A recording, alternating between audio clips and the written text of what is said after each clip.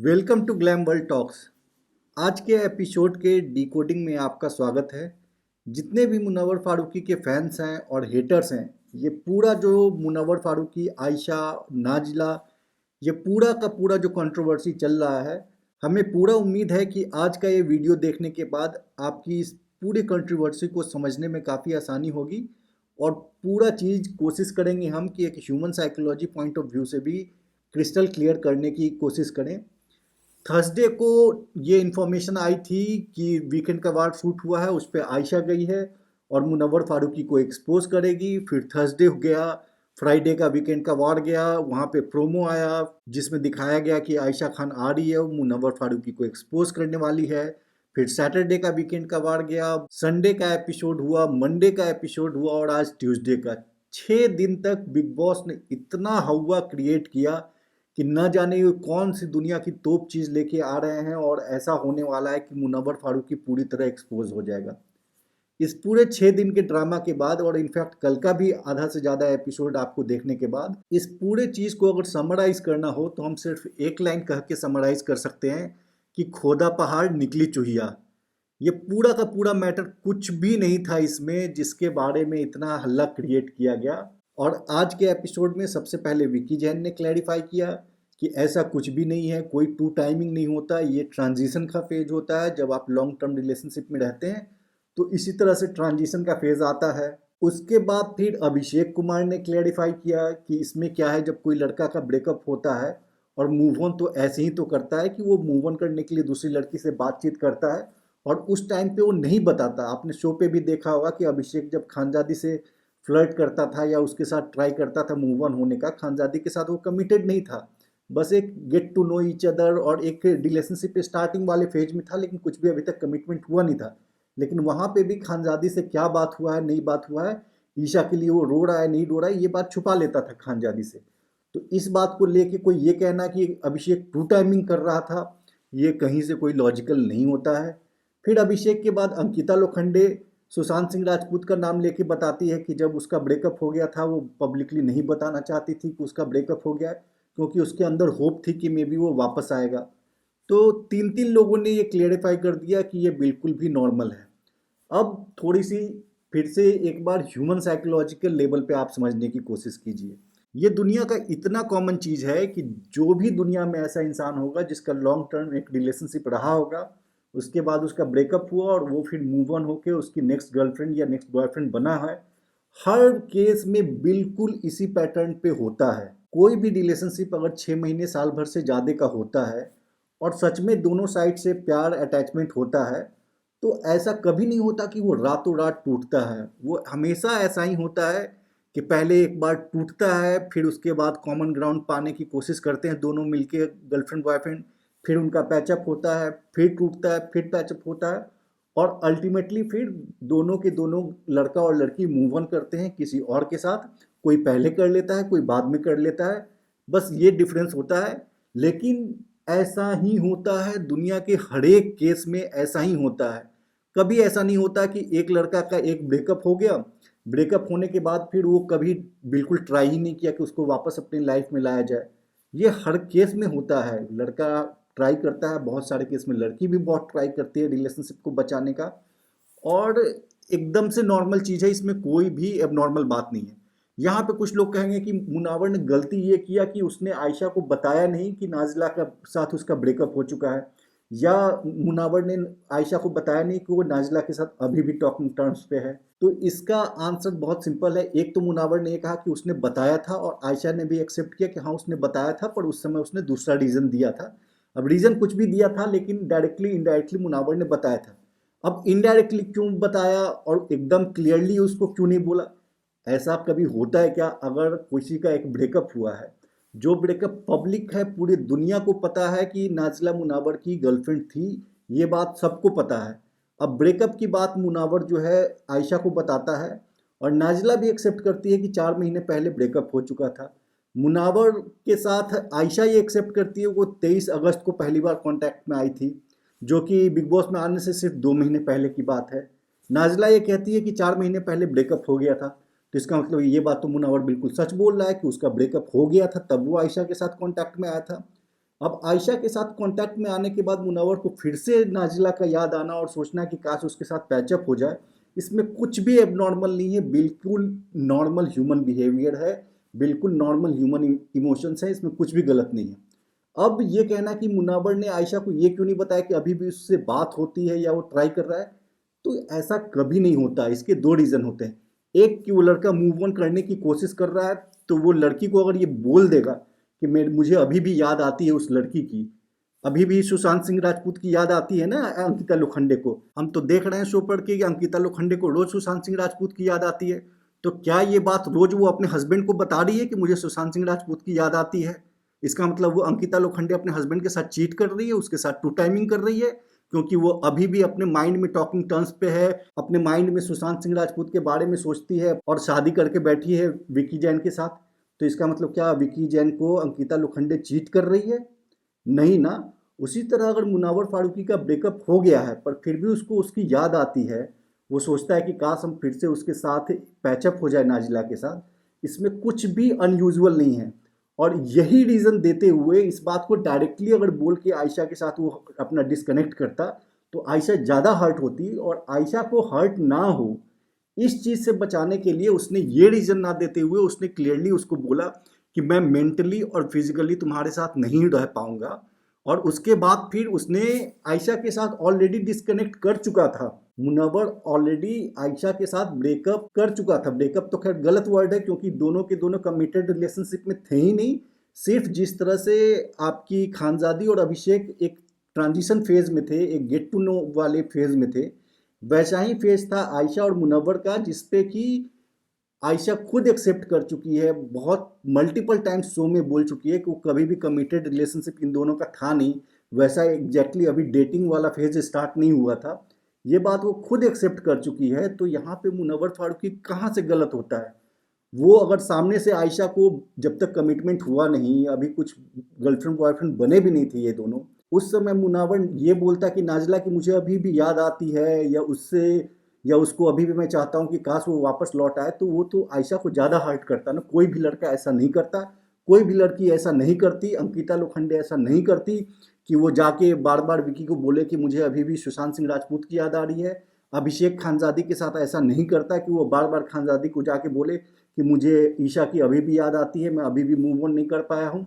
दुनिया में कोई भी लड़का, दुनिया में कोई भी लड़की जब एक मूव ऑन कर रहा होता है और इमीडिएटली जब ब्रेकअप हुआ होता है, तो रातों रात वो लड़की को नहीं भूलता। अपनी जो एक्स गर्लफ्रेंड होती है, एक्स बॉयफ्रेंड होता है, उसको रातों रात कोई नहीं भूलता, उसको टाइम लगता है। धीरे धीरे धीरे पुराना आदमी जो है किसी के लाइफ से जाता है, लाइफ से फिजिकली चला भी जाता है, पर मेंटली जाने में धीरे धीरे टाइम लगता है। और नया जो आदमी है उसको कितना प्यार देता है, दोनों के बीच में कितनी कंपेटिबिलिटी है, कितनी अंडरस्टैंडिंग है, दोनों साथ में कितना क्वालिटी टाइम स्पेंड करते हैं, उस पर डिपेंड करता है कि वो पुराने आदमी को जो कितना कंप्लीटली कोई भूल पाता है। अंकिता लोखंडे आज तक नहीं भूल पाई है अपने पुराने प्यार को। वो विकी जैन के साथ शादी कर चुकी है, लेकिन उसको हम ये कह दें कि अंकिता लोखंडे विकी जैन को चीट कर रही है, तो सरासर गलत होगा। उसी तरह हम ये कह दें कि मुनव्वर फारूकी आयशा खान को चीट कर रहा था, ये सरासर गलत है। वो चीट नहीं कर रहा था, वो बिल्कुल सच बोला कि हमारा ब्रेकअप हो चुका है। ब्रेकअप का रीज़न भी बहुत बड़ा था, जिसको कि आयशा खुल के नहीं बोल रही है। ब्रेकअप का रीज़न ये था कि नाजिला को मुनव्वर फारूकी के बेटे से प्रॉब्लम थी, वो नहीं चाहती थी कि बेटा उसके साथ रहे, लेकिन जब 5 महीने पहले मुनव्वर का बेटा उसके साथ रहने आ गया, तब से प्रॉब्लम स्टार्ट हुई। और इस बारे में इसका कोई सॉल्यूशन भी नहीं है, क्योंकि मुनव्वर अपने बेटे को तो भगा नहीं सकता अपने घर से, क्योंकि उसकी जो एक्स वाइफ है वो ऑलरेडी किसी और के साथ शादी करके सेटल हो चुकी है, और उसने अपने बेटे को छोड़ दिया मुनव्वर के पास। तो ये एक बड़ा रीज़न था, और इस बात को मुनव्वर ने जस्टिफाई करके आयशा को बोला था। आज जोकर लोगों के सामने बैठ करके भी आयशा ने कहा कि वो एक जस्टिफाइड रीज़न था, वहाँ पर मुनव्वर ने झूठ नहीं बोला, उसने बताया था मुझे कि क्यों नाजिला के साथ मेरा ब्रेकअप हुआ। तो हर चीज़ तो मुनव्वर ने सच सच बता ही दिया था। एक सिर्फ रीज़न दे रही है आयशा कि अभी जब मेरे साथ वो बात कर रहा था, तब भी वो टॉकिंग टर्म्स में था नाजिला के साथ। ये तो इतनी बेहूदी बात हो गई, इतनी फिजूल की बात हो गई कि जिसका कोई सिर पैर ही नहीं है। कितने सारे बड़े बड़े सेलिब्रिटीज़, कितने सारे लोगों का ब्रेकअप हो जाता है, वो नए बॉयफ्रेंड के साथ चले आते हैं, फिर भी वो पुराने वाले बॉयफ्रेंड गर्लफ्रेंड के साथ टॉकिंग टर्म्स में रहते हैं। ये इतना कॉमन चीज़ है, इसमें दुनिया की इतनी कौन सी बड़ी इलॉजिकल चीज़ है जिसके लिए कि 6 दिन से हाइप बनाया गया कि न जाने मुनव्वर फारूकी ने दुनिया का कौन सा ही सबसे बड़ा क्राइम कर दिया। आज के एपिसोड में ज़्यादातर लोगों ने ये क्लियरली कहा कि ये बहुत ही कॉमन चीज़ है। ये बिल्कुल भी ऐसा चीज़ नहीं है, लोगों के सबके बिहेवियर से लग गया कि हाँ, सबके लाइफ में इस तरह से ही होता है। फिर भी मेकर्स ट्राई कर रहे थे कि एकदम बहुत बड़ा कुछ स्पाइस अप होके और बहुत बड़ा कोई कंट्रोवर्सी क्रिएट होगा, लेकिन उनका मेकर्स का ये प्लान पूरा फ्लॉप हो गया और एकदम से फुस निकला, इसमें कुछ भी दम नहीं है। और मेकर्स ने जो डर्टी गेम खेला था और जितने भी मुनव्वर फारूकी के हेटर्स थे, वो जो बहुत जोकर टाइप के लोग जो बहुत खुश हो रहे थे कि वाह, अब मुनव्वर का गेम डाउन होगा, अब तो मुनव्वर का गेम फ्लॉप हो गया, अब तो उसके फेवरेट जोकर जीत सकता है या अंकिता लोखंडे गेम जीत सकती है। मेकर्स और जितने भी उसके अपोजिट फैंडम्स हैं, अपोजिशन वाले जितने भी प्लेयर्स हैं, सबके मुंह पर मुनव्वर फारूकी करारा तमाचा मारते हुए आपको कल फिर दिखेगा। और ये आयशा खान जो बाहर से बहुत बड़ी बड़ी डींग हाँक के गई थी कि गलती की माफ़ी होती है, गुनाहों की माफ़ी नहीं होती, वो भी कल तक आपको, इनफैक्ट आज ही उसने कह दिया कि ट्रॉफी डोंगरी जानी चाहिए, उसके लिए तुझे मेहनत करना पड़ेगा। और कल से आप देखेंगे कि नॉमिनेशंस जैसे ही स्टार्ट होता है वहाँ से ही आयशा जो है मुनव्वर के साथ खेलना शुरू करती है और मुनव्वर के जो दुश्मन है, जितने भी जोकर हो इंक्लूडिंग, उन सब के अगेंस्ट खेलना शुरू करती है और मुनव्वर के साथ मस्ती मजाक और उसके बिल्कुल कॉर्डियल हो जाएगी। उसके बाद ये जो पूरा का पूरा जो अभी 6 दिन से हाइप क्रिएट किया गया, एंटी मुनव्वर एक जो इन्वायरमेंट क्रिएट करने का कोशिश किया गया, उन सब पे मुनव्वर ने करारा तमाचा मारा है और सबकी जो है अब बोलती बंद हो जाएगी, क्योंकि आयशा जो गई थी उसको एक्सपोज करने, खुद उसकी फ़ैन बन के अंदर में उसके साथ आपको बहुत कॉर्डियल और हंसी मजाक करते हुए कल के एपिसोड से आपको दिखना शुरू हो जाएगा। तो आई होप आपको ये पूरा जो नाजिला, आयशा और मुनव्वर वाला जो मैटर है वो समझ में आया होगा। इसमें बस एक चीज़ और हम ऐड करना चाहें कि ये पूरा का पूरा जो खेल है ना, उसमें आयशा जो है सिर्फ एक मोहरा है। आयशा मोहरा क्यों है? क्योंकि ये पूरा का पूरा खेल नाजिला का रचा हुआ है। नाजिला ने कांटेक्ट किया आयशा से और नाजिला ने सारी स्क्रीनशॉट्स, जो चैट की डिटेल्स, सब कुछ आयशा को दिया और उसको पंप अप करके भेजा बिग बॉस में। और आयशा का भी इसमें फ़ायदा था क्योंकि आयशा खुद जाना चाहती थी बिग बॉस में, तो नाजिला ने जितना उसको दिया, अपना असला बारूद जितना भी दिया, वो सारा लेके चली गई बिग बॉस में, क्योंकि आयशा को खुद फेम चाहिए था। तो नाजिला से वो पूरा अच्छे से तैयार होके आई, अंदर गई बिग बॉस में। बिग बॉस में उसने जाके सोचा कि वो मुनावर को अटैक करेगी, लेकिन अल्टीमेटली वो खुद मुनावर से प्यार ही करती है, तो अंदर जाके वो मुनावर की फ़ैन बन गई है। अब मुनावर के साथ खेल रही है और इनफैक्ट वो, आपको हमने ट्विटर पे वीडियो शेयर किया है, उसने ये भी कहा है कि जा, तू ट्रॉफी लेके चला जा, तू ट्रॉफी जीत जा, कोई बात नहीं, तू खुश रह। तो यहाँ तक अब वो कहने लगी है आयशा मुनव्वर के बारे में। तो मुनव्वर फारूकी का गेम जो है बस 2 दिन के लिए थोड़ा डाउन था, पर उसके बावजूद भी पूरा का पूरा एपिसोड सिर्फ मुनव्वर फारूकी पे कट रहा था। पूरा का पूरा प्रोमो हो या जितना भी फुटेज हो, केवल मुनव्वर फारूकी के इर्द गिर्द रिवॉल्व हो रहा था। तो मुनव्वर फारूकी तो हर एक एपिसोड को चला रहा है। बिग बॉस 17 के पूरा सीज़न को मुनव्वर फारूकी अपने कंधे पर अकेले चला रहा है। तो ये सीज़न तो ऑब्वियसली मुनव्वर फारूकी का सीज़न है। हाँ, लेकिन जितने भी मुनव्वर फारूकी के फैंस हैं उनको ये बात ध्यान रखना होगा कि ये कुछ भी नहीं है अभी जो गंदा खेल खेला गया है मेकर्स के द्वारा मुनव्वर के अगेंस्ट। जैसे जैसे फिनाले करीब आएगा, इनफैक्ट आपको हम लिख के दे सकते हैं कि ठीक फिनाले वाले हफ्ते में जो वीकेंड का वार, पहले लास्ट वीकेंड का वार होगा फिनाले से पहले वाला, उसमें मुनव्वर फारूकी के अगेंस्ट में इतनी गंदी प्लानिंग होगी, इतना गंद फैलाया जाएगा, और उस वक्त आपके पास बिल्कुल टाइम भी नहीं होगा कि मेकर्स के नैरेटिव को एक्सपोज करके एक एक आदमी को समझाएं। तो जितने भी मुनव्वर फारूकी के फैंस हैं वो अपने आप में एक आर्मी बन जाइए आप लोग। आप एक आदमी अगर हैं तो अपने सर्कल में जितने भी मुनव्वर के फैंस हैं, जितने भी फैमिली मेम्बर्स हैं, उन सब का एक व्हाट्सएप ग्रुप बना लीजिए। उस व्हाट्सएप ग्रुप को बना के जब भी मुनव्वर के लिए वोटिंग आए फिनाले के टाइम पे, हर एक इंसान के घर में जितने भी फ़ोन नंबर्स हैं, चाहे वो जियो हो या एयरटेल हो, आइडिया हो, कोई फ़र्क नहीं पड़ता, उससे आप जियो ऐप डाउनलोड करके और हर एक फ़ोन नंबर, घर में जितने भी सिम कार्ड हैं, सबसे जियो सिनेमा ऐप पे रजिस्टर करके मुनव्वर फारूकी को एक एक वोट आपको ग्राउंड लेवल पे जाके रिलेटिव्स फ्रेंड्स के पास जा जा के मोबिलाइज करके मुनव्वर के लिए वोट देना पड़ेगा। तब जाके इस बार मुनव्वर की जीत इंश्योर हो पाएगी। क्योंकि अगर आप केवल सोशल मीडिया पर देखेंगे तो इतने ज़्यादा सो कॉल्ड मीडिया हाउसेज और न्यूट्रल प्लेटफॉर्म्स आपको अंकिता लोखंडे के लिए आपको पिच करते हुए, रूट करते हुए दिखेंगे। आपको समझ में आ जाएगा कि सामने से कितने पैसे की बारिश हो रही है मुनव्वर फारूकी को हराने के लिए। मेकर्स तो खिलाफ हैं ही, सारे के सारे जो अपोजिशन फैंडम या अपोजिशन कंटेस्टेंट है उनकी टीम उसके खिलाफ है।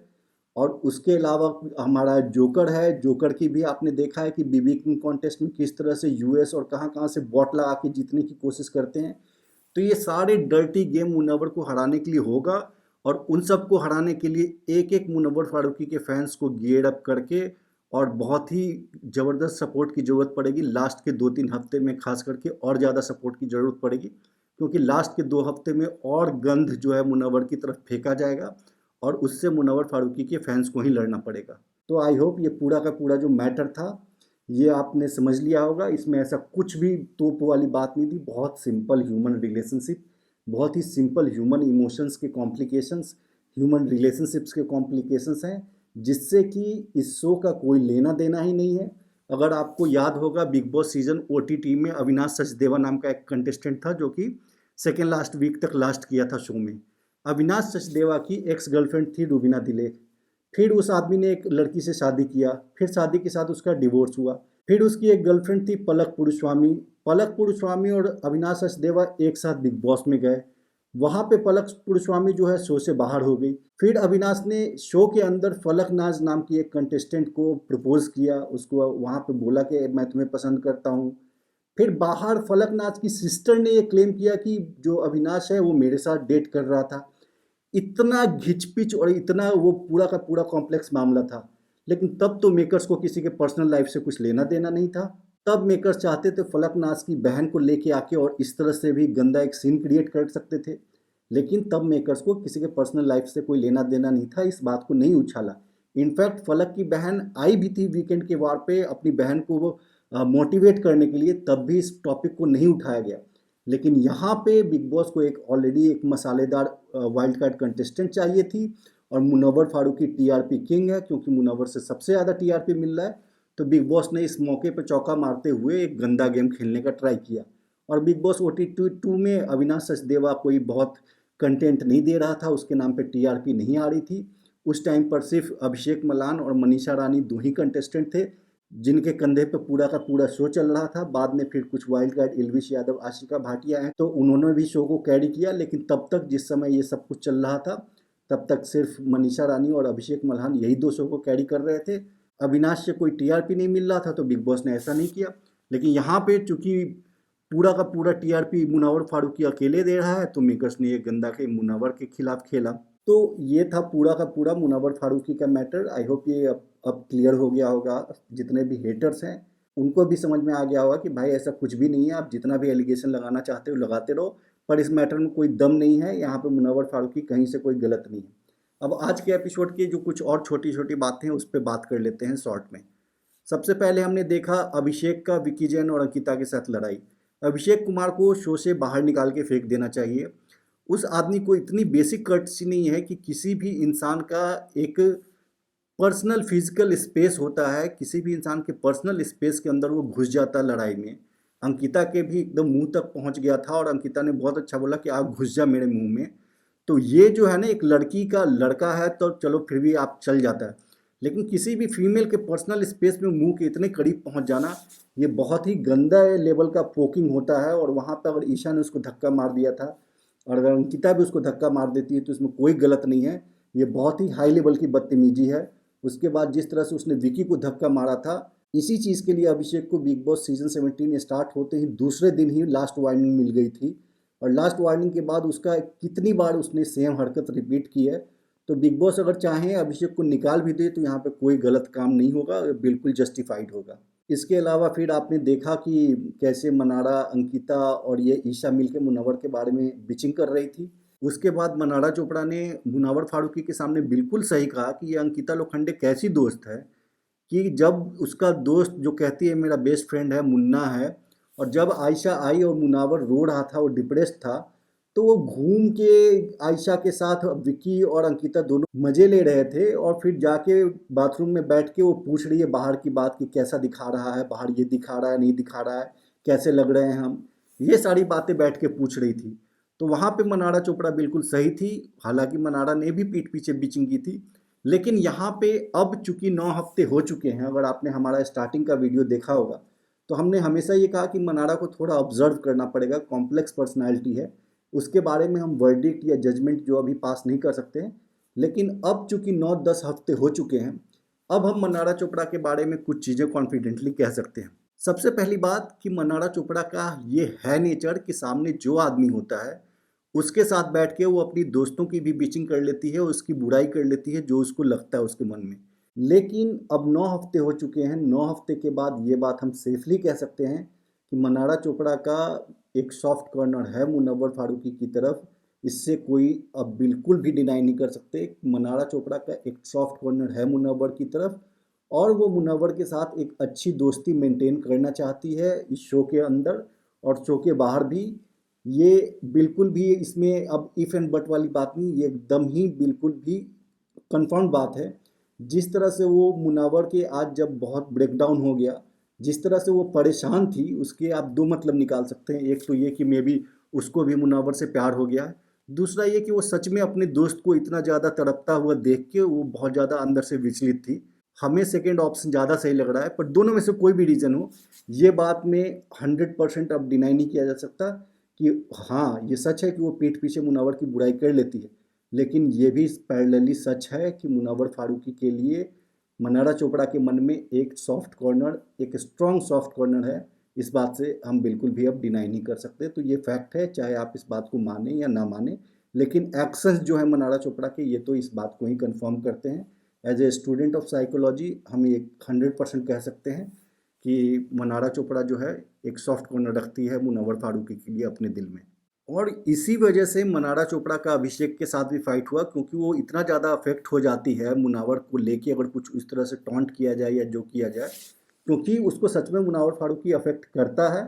और अभिषेक के साथ जो फाइट हुई उसके बाद जो भी अभिषेक के लिए वो बोल रही थी, वो उसकी दिल की फीलिंग थी, उसमें हम उसको जज नहीं कर रहे। वहाँ पे वो ठीक थी, उसको कुछ वो नहीं कह सकते। टॉन्ट तो गलत ही मारा था मुनव्वर फारूकी के लिए अभिषेक ने। हालांकि वो सिचुएशन पे फिट बैठ रहा था, क्योंकि ऐसा लग रहा था कि मनारा चोपड़ा को प्यार है मुनव्वर फारूकी से। पर एनीवे उस लड़की को तो वो फील हो सकता है कि ऑफेंसिव लग सकता है, तो इसके बारे में क्या ही कहना। उसके बाद फिर जो कन्वर्सेशन हुई मुनव्वर और आयशा के बीच में, उससे आपको समझ में आ गया होगा। आयशा ने भी कहा कि तू आदमी बहुत अच्छा है, बस छोटी मोटी गलतियां हो जाती है, तेरे से भी हुई है, तू माफ़ी मांग ले और सब कुछ सॉर्ट आउट हो जाएगा। ऐसी कोई बात नहीं है, गेम पे ध्यान दे, ट्रॉफी तेरे को डोंगरी लेके जानी है। उसको चीयर अप करने की कोशिश करती है, खुद रोती भी है। और कल से आप थोड़ी सी फ्लर्टिंग भी देख लेंगे कि जो आयशा है मुनव्वर से फ्लर्ट करने का ट्राई करेगी, क्लोज जाने का ट्राई करेगी, गेम में मुनव्वर को सपोर्ट करने का ट्राई करेगी। तो ये सब आप देखेंगे। इन शॉर्ट मेकर्स का जितना किया धराया था उन सब पे पानी फिरने वाला है। नाजिला का जितना भी प्लान था उस पर पानी फिरने वाला है, क्योंकि आयशा गई थी दुश्मन बन के, पर अंदर में दोस्त बन के ही मुनव्वर के साथ खेलेगी। ये एकदम से कंफर्म बात है और आपको कल से ये दिखने लगेगा। तो बस आज का वीडियो बस हम यहीं एंड करते हैं। मिलते हैं कल, फिर कल के एपिसोड के डिकोडिंग में। बाकी नॉमिनेशंस का डिटेल हम ऑलरेडी अपने ट्विटर पर पूरे कम्प्लीटली डिटेल में बता दिया है कि किसने किसको नॉमिनेट किया है। इस बार 4 लोग नॉमिनेट हुए हैं। जोकर नॉमिनेट हुआ है, नील भट्ट नॉमिनेट हुआ है, ऐश्वर्या नॉमिनेट हुई है और अंकिता लोखंडे नॉमिनेट हुई है। अगर जोकर को सबसे कम वोट आया है तो मेकर्स उसको निकाल देंगे। बाकी तीनों को अगर कम वोट आया तो मोस्ट प्रोबेबली क्रिसमस का बहाना देके एलिमिनेशन नहीं होगा। तो देखते हैं क्या होता है। बाकी कैप्टेंसी में इस बार मुनव्वर मोस्ट प्रोबेबली कैप्टन नहीं बना है। जो कैप्टेंसी का पूरा डिटेल अभी हम थोड़ी देर में ट्विटर पे डाल देंगे कि कौन कैसे और बना कैप्टन, और घर का नया कैप्टन कौन है और कैसे कैसे करके वो बना है कैप्टन। ये सारी डिटेल हमारे पास थोड़ी देर में आ जाएगी, हम अपलोड कर देंगे अपने ट्विटर पे, फेसबुक पे, और कोशिश करेंगे यूट्यूब पे भी हम पोस्ट के, अपने कम्युनिटी पोस्ट के माध्यम से इस चीज़ को हम अपडेट कर दें। तो फिर मिलते हैं हम कल फिर अगले वीडियो में। तब तक के लिए अगर आपको हमारा एनालिसिस अच्छा लगता है तो प्लीज़ हमारे चैनल को सब्सक्राइब कीजिए। मिलते हैं कल फिर। Thank you.